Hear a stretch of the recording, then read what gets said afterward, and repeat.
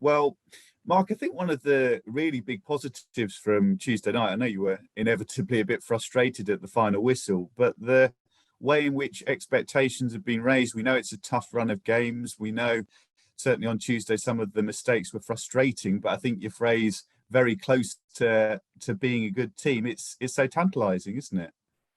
Yeah, look, we are a good side, and it's just you want to turn those results into more positive ones. I mean, the reality of the game is it was probably a surprise scoreline to be leading 1-0 at half time. You know, they started brilliantly and put us under massive pressure and had a few good chances themselves. So, of course, you'd take a point before it, and from the start of the game, you'd have taken a point as well. But it's just when you get yourself into that leading position, you want to try and hang on to that. And I think the bigger frustration is just the timing of the goals coming so late and so fast.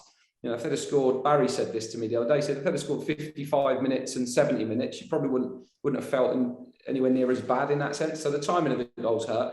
And the timing of the goals really, because up until the goal, there wasn't really a threat on our goal. Dimmy's not had saves to make. We've not had a huge amount of defending of our box to do, not felt under huge pressure or out of control of the game. So I think that's where the disappointment comes. But I think when you wrap it all up and you look at parts of that performance where we are at the moment, it was very good. We're certainly a point better off than we were beforehand. So we have to take that, and we go into another good game this weekend. I guess a little bit infused by that performance, but also trying to bottle up the frustration and the anger of the game to put into Saturday's game to make sure we're at the right level. Yeah, because in a way, the really difficult bit is to go toe to toe with the likes of Wigan, the likes of Rotherham, to put so much into the performance, to be cracking that side of it. You know, if you can just push it a little further, you're going to be in an amazing place. And I guess that's the challenge.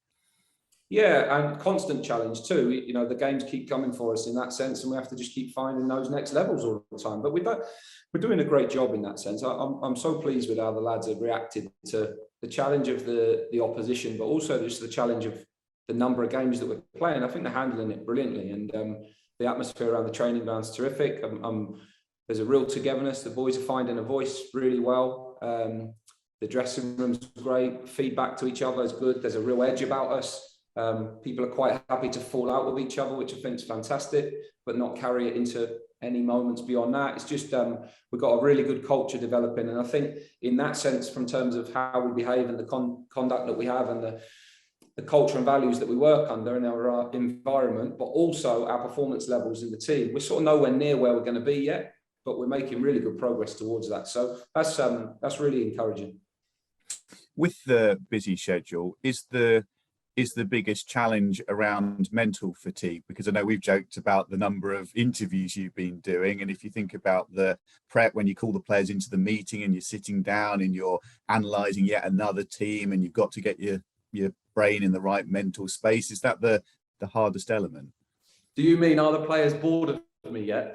Possibly, yeah. Possibly. It is hard because, you know, you constantly want to meet and speak and brief the team. But the one thing I'd say about them is when I try to keep quiet as much as I can, so that then when something's worth saying, it hooks people a little bit. And I think part of the creativity around how we present, what we present, how we coach, how we teach the players is we have to try and change that a little bit to keep things fresh. But at the same time, you can't get away from the fact that it's repetitive and you do want a bit of consistency and routine around things. But you're just relying on people to be really professional, to focus their brains in on the work when we need to, because we're not talking about hours upon hours of doing this. We're talking about short boosts of time, and everybody's capable of that. So yeah, just a little bit of professionalism to get their mind focused. But it is tough. And then you get days like today where you have a group of players that really need to do some work, and then a group of players that really don't need to do some work. So it's actually making sure that everybody buys into the fact that you have to split the group a little bit. You can't do everything together all the time, because you've got to give players what they need. And part of that is, right, we've got a group of players this morning that need to go and hit the real intensity in training and work at a really good level. So we'll have a session to try and get that out of those. And then the others can have a bit more of a down day, a bit more of a recovery and an analysis kind of day. And you need them to do that properly. But you also need to lay off on a little bit on those days. Otherwise, you're just asking them to work with a real focus and intensity all the time. And mentally, that can be really draining. So I I think if you ask everyone, they're much happier in these busy schedules when it's game after game, but it does create its own challenges. And hopefully in a few weeks' time, we'll be able to give the players a double day off, because they'll have earned that by the time it comes around. Yeah, with the injuries, I think the hope for Lloyd Jones, the first stage for him is just to do a bit of light training. Has he managed to make that first step yet? Well, he's out on the grass with Mikey. He's running. He's on a bit of ball work. He's not joined the group yet, so we'll see how he is today. Things are settling down. It's taking longer than we thought, but at the same time, you just can't push before it's ready, because we can't afford for that to be a long period of time. We need him. We know that. We need Shiloh. We need Greg and Liam, but they're a little bit further away. But yeah, Lloyd's making progress, but he's not quite there yet. Yeah, and as you said before, the crucial element in this is that you don't want to do anything to set him back and lose him for more games. We know the matches are coming at quite a rate. Is it hard to be patient in that sense, or is it just so self-explanatory that everyone knows what to do? Yeah, I mean, it's hard because you want to put players in, but they're not ready. If they're not trained and they're not fully fit, there's just not even a decision to make, really, in that sense. So it's hard to be patient, because you know what it's like. Everybody wants everything now, but at the same time, like, if players aren't ready, they're not ready. The danger is you become over reliant, therefore, on everybody else, and then the weight of the game tells on them, the number of games that we play. So we've got to get through Saturday best we can. We'll have to change lots of players around Tuesday night for Walsall, because we'll have no option other than to do that, and that'll be an opportunity for others. But this group that have played the last two games have done well, hit a really good level, and we have to try and demand that out of them again this weekend, and find a top level against a team that we know where they are, and how close to the top they are, and the expectations that they've got. But that will be the demanding nature of Saturday's game. With Shiloh Tracy, I know the past couple of matches he's very much been in the emergency option bracket on the bench. Is the hope for Saturday that he can push that forward a bit? Yeah, I hope so. I mean, we hope that he can get 2 good training days in, and if he can get 2 good training days in and be relatively pain-free, then we can see him involved on Saturday a little bit, obviously properly, in the sense that he hasn't been in the last couple of games. But he is making progress. We've almost treated those 2 match days as training days for him, where he's involved in the warm-up, where he can run a little bit afterwards and just build up that little bit of work and tolerance. But like a lot of the lads, if you counted the number of times a season where you play 100% and without an ache or a pain, he'll have to put himself through a little bit of that in the coming weeks and months, because these things can take time to settle down. But we just need to make sure that the injury is fully gone, and hopefully the next 2 days we can get him some good work, and he'll be available on Saturday.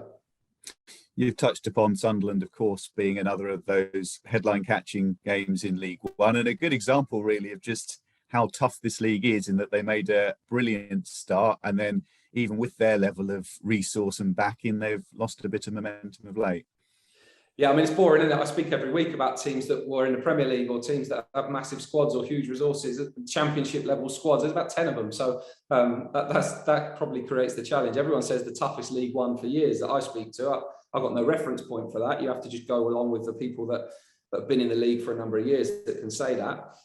Sunderland started the season brilliantly. They've had a run of games that perhaps hasn't gone as well as they thought, but you look at the league table, they're still right in touch with the top, which is where they'd expect to be.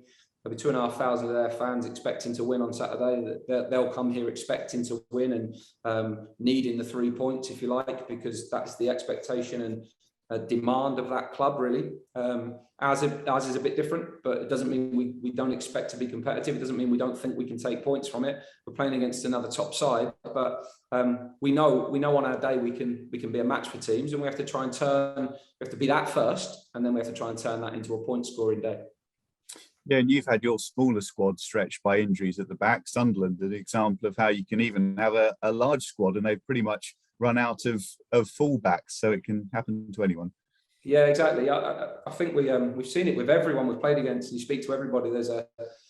There seems to be a number of issues this year physically around teams, and I think it was a bit predictable. A lot of people had spoke about it in the summer. They thought that could be an impact this year and a consequence of last year potentially. But there certainly seems to be a number of those situations coming along, and yeah, big squads, small squads, people have players missing, but I certainly won't feel sorry for the big clubs if they've got a few players out, because they've got plenty in reserve to try and fill in for them. Yeah, and Sunderland hold a rather unfortunate record from a youth point of view, from the modern era at least. The heaviest defeat, that 7-0 from the League Cup back in 2002. Was that a game you went to, that one? No, it wasn't. Trying to think where I would have been. But no, I didn't go to it, thankfully. So no, I can't even remember that game. So now that you've mentioned it, it comes into my mind, but I don't think it has any impact on our game this weekend. Yeah, and I think it was an unfortunate one in the sense of Sunderland really had a point to prove. They were struggling in the league and named their strongest side and were right on it. But yeah, it's a marker of how things change. I know it's a 20-year period in football, but now you're competing at the same level. Yeah, I think you can see that with a few teams. I mean, in reality, we've jumped a couple of leagues, and some of the clubs we're playing against have dropped a couple. So it's not a huge leap over the number of years we're talking about, but it can be how far they've fallen or how far we've risen, or just the fact that it's a consequence of the number of games or a number of seasons. I mean, we know that Wigan won the FA Cup a few years ago. We're playing against them on Tuesday in a league game in the same division, but you have to strip away the badge of the opposition quite often. It's 11v11 on the pitch. We're capable of competing with everybody. I think the days of being a little bit in awe of teams in this league, or we've just completely adjusted now. This is our level now. This is where we are. We've got to continually being competitive at this level. We've got to grow to beat these teams and be better than them, because otherwise, what's the point? We've got to have an ambition that we keep building our club and try and compete at the top end of the table with these teams over time. And that's where we want to get to. But right now, it's about just competing with them and going into games confident that we can. And I think we've shown that in recent weeks against some of the teams we've played against. And that's the task of the weekend. It's one to look forward to. A full Abbey Stadium, we've had that experience a couple of times earlier in the season. We have to make that work to our advantage. I think it will really crank up the atmosphere this week. I think their fans will be really, really probably the best away following that we've had in terms of noise. And I hope that really inspires ours to really back us from minute 0 to minute 90. Cool, that's great from me. Hi, Mark. What are you expecting from Sunderland in terms of their style of play on Saturday? Well, they're definitely a team that want to build and stay on the ball and have good possession and look for good combination passes. They've got a striker who scored quite a few goals for them this year. They've got good threats in wide areas. I mean, sometimes it sounds like I'm being fairly repetitive, because there's a style of play that a lot of teams play in this league. A fairly controlled style.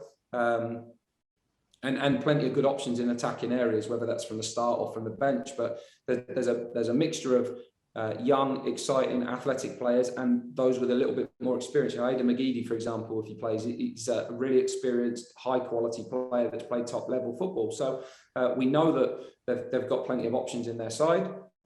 We know that they want to be a team that will dominate the ball and create lots of attacking opportunities against us. But we also feel that there's ways in which we can hurt them and areas in which we can cause them problems. And we'll have to find the balance of obviously handling what they've got, but making sure we can be dominant for spells in this game as well. In terms of personnel, is Will Mannion back from his loan spell from Havant at Waterlooville, or is that one that's extended? How does that work? It will be extended. Yeah, he's actually done quite well there. He's having a good run of games, so that'll be something that we extend, and he continues there until the new year. So he's getting a good run of games at the moment and playing quite well. He kept a clean sheet last week. Had a great experience against Charlton in the FA Cup. So yeah, that's going quite well for him. So we'll keep him there for a little bit now. And injury-wise, are there any other injury concerns apart from the ones that we know? Not as yet, unless anyone turns up broken this morning that we don't know about. We think everybody should be okay. Cheers, Mark.